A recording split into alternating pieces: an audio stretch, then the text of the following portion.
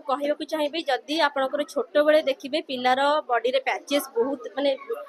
गोटे दिन को थे 2-3टा पैचेस एमती पड़ जाऊँगी कि ब्लीडिंग नॉर्मली बंद होनी जोटा कि आपर 5-10 मिनट बंद हो जाए घंटा गोटे धरिक ब्लीडिंग होची बंद होनी हाथ गोड़ फुली जाऊँगी कोहुणी आंठू नट्स मान सब फुली जाऊँगी एल्बो फेल्बो फुली जाऊँगी ताले इमिडिएटली से डॉक्टर सहित कंसल्ट करंतु कि कहीं एमती होची जदि डॉक्टर कंसल्टेशन टाइम रे करेंगे ताले से टाइम रे डिटेक्ट हो पारे और ट्रीटमेंट भी नहीं पारे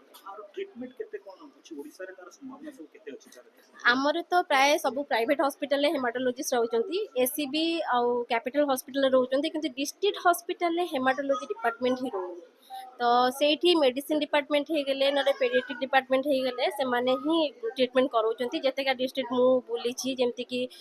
ढेंकानाल हो गला सेठी हेमाटोलॉजी डिपार्टमेंट नाही तो जदि गवर्नमेंट सबू हॉस्पिटल गोटे गोटे हेमाटोलॉजी डिपार्टमेंट करके हेमाटोलॉजी को अपॉइंट करते ताहले अवेयरनेस क्रिएट करते ताहले